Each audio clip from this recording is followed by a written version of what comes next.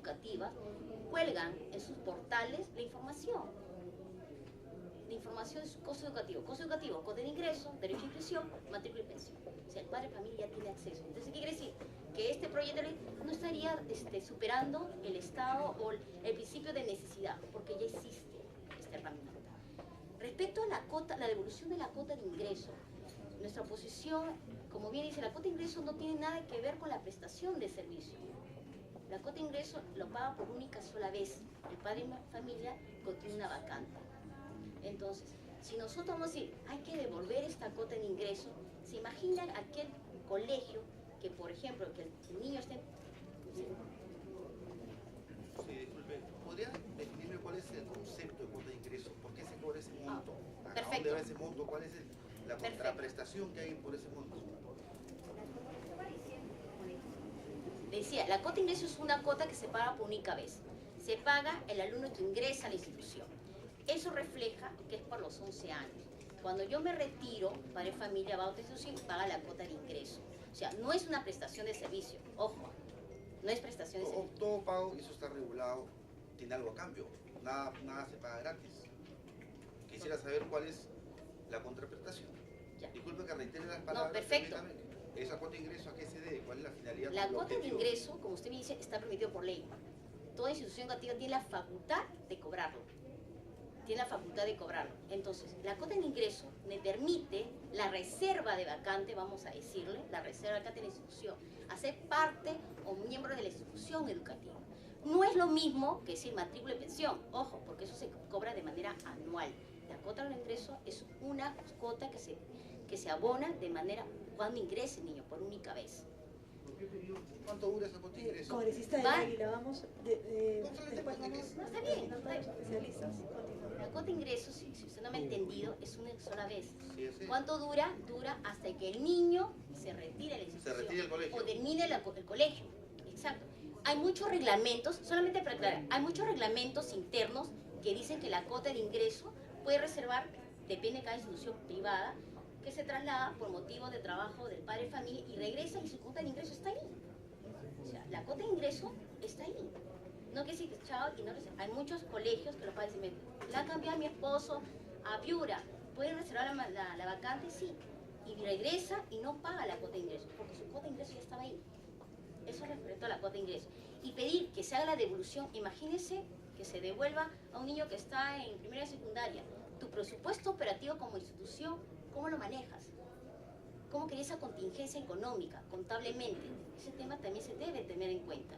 Respecto al tema de que bien habló acá Paul Neira respecto a los días atípicos, quiero entender que los colegios privados prestan servicio educativo y son los que más cumplen más horas en la prestación de servicio que un colegio público. La mayoría de los colegios privados, los niños salen de 3:30 a 4, incluyen muchas tareas dentro de su pensión. El hecho que el niño, por ejemplo, en diciembre, último de clase, sea el 20 de diciembre, no quiere decir que el servicio ya ha terminado, porque los profesores se quedan ¿a qué? A llenar actas, a terminar las evaluaciones, a corregir, a dar, por ejemplo, pruebas de recuperación. Entonces hay todavía un trabajo operativo en las instituciones educativas. El hecho que el niño no esté en el mes de diciembre, por ejemplo, a 20 se va, no quiere decir que se terminó el servicio educativo, porque el servicio educativo no solamente es vendía el servicio a dictar clases, es todo un complejo de características que viene una institución educativa.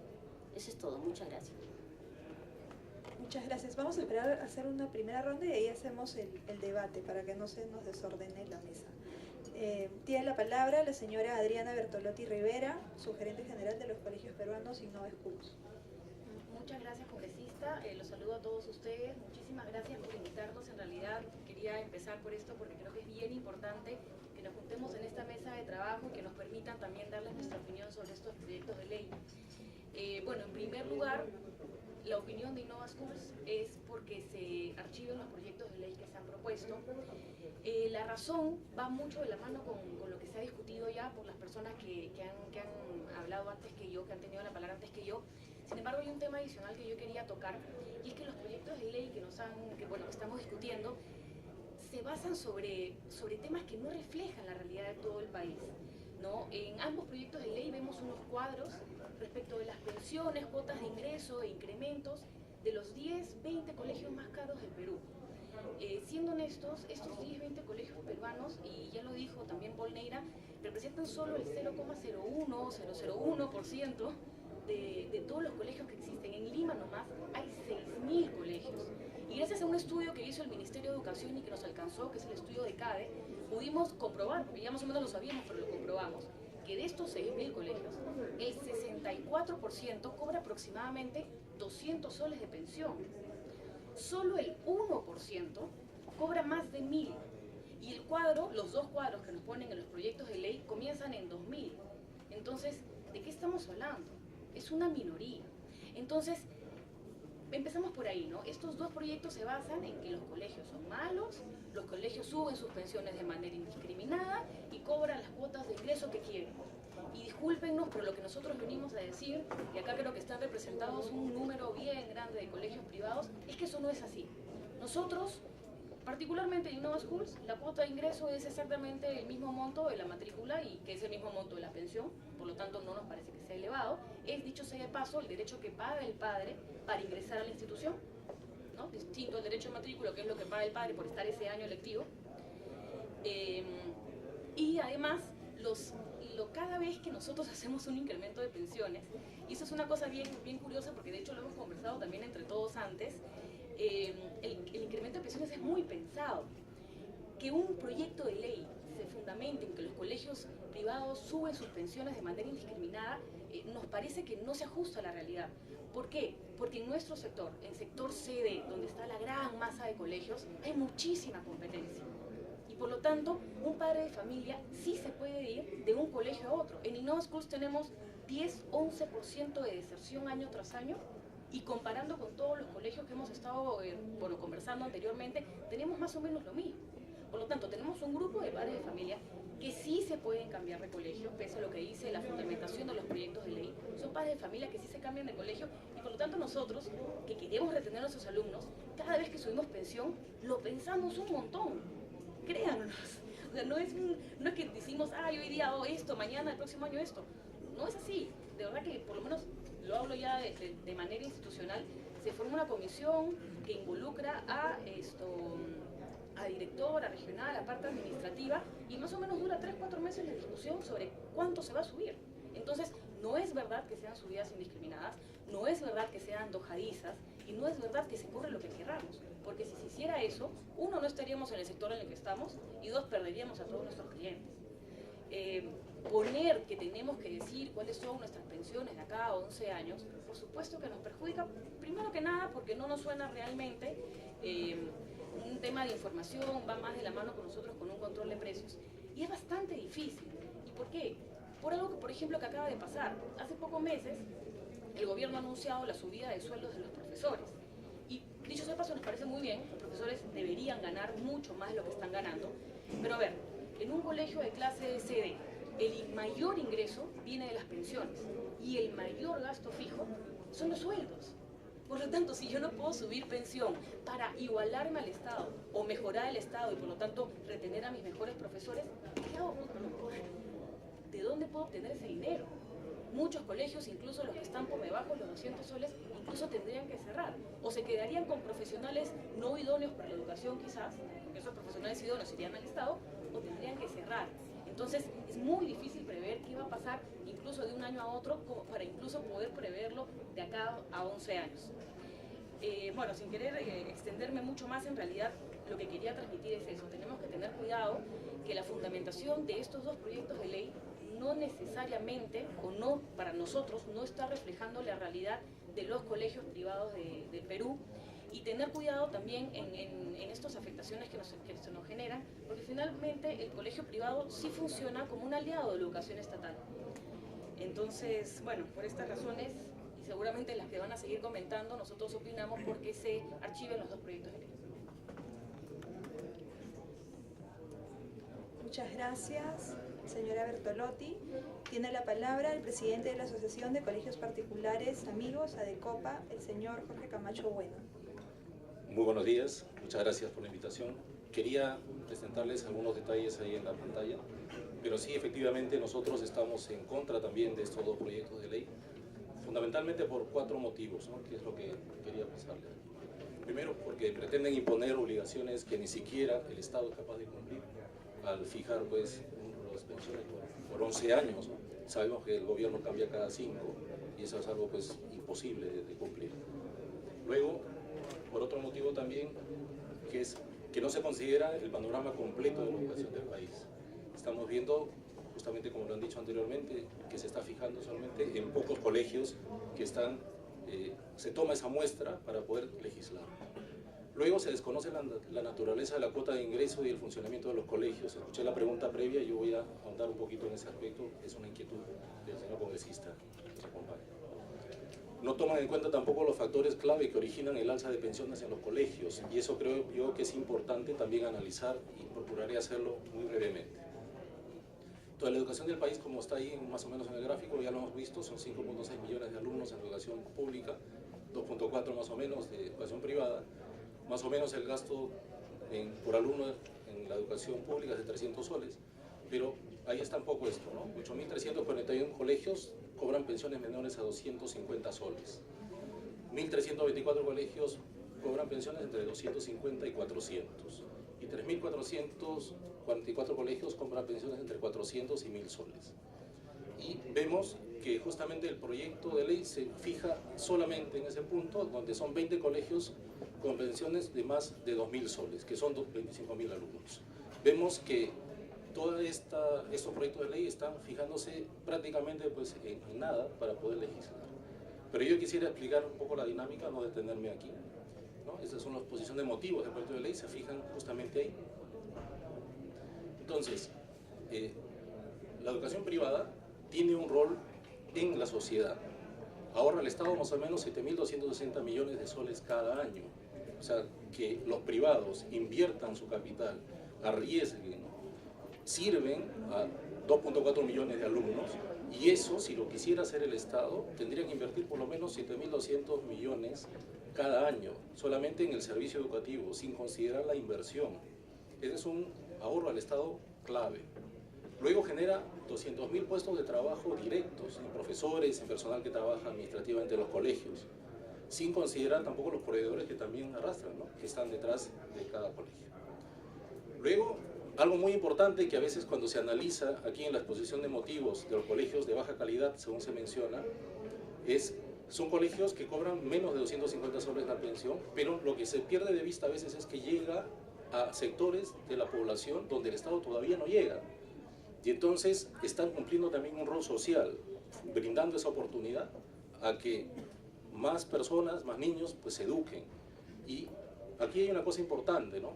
Por lo menos un padre de familia escoge la educación privada porque tiene la garantía y la seguridad de que su hijo tendrá clases, de que no se interrumpirá durante el año escolar. Y por eso opta por estos colegios. Son personas que se informan, como bien lo habían dicho antes, no voy a abundar en eso, pero un padre de familia fiscaliza mucho la calidad de los colegios. Y justamente quería extender un detalle en por qué existe la cuota de ingreso, que es una de las cosas que a veces uno puede entenderlo mal. Primero hay que entender que el sector educativo es diverso y altamente competitivo. ¿Esto qué quiere decir? Que los colegios que cobran más, por supuesto, son colegios que tienen muchos años también en el Perú. No son solamente colegios que han venido por este boom, vamos a decirlo así, de la educación privada.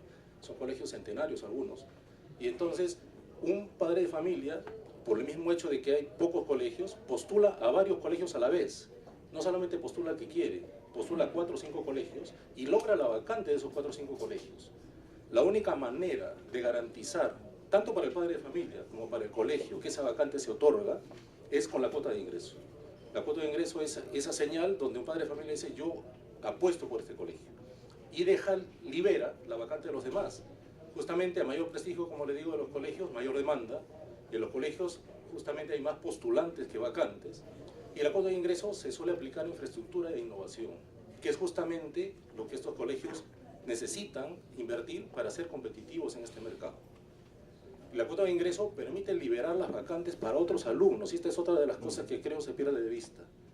Cuando se cobra una cuota de ingreso, esos padres de familia que postularon y recibieron la carta de aceptación de esos otros colegios, al no cumplir con el pago, dejan tácitamente libre esa vacante para muchos otros alumnos que están buscando ese espacio. Y estamos hablando aquí, estoy tratando de explicar esto, pero sí creo que vale la pena entender que esto es una minoría de los colegios a nivel de todos los colegios privados que hay aquí en el país. Pero sí quería explicar por qué tiene esa dinámica. Y es producto pues, justamente de cómo funciona el mercado.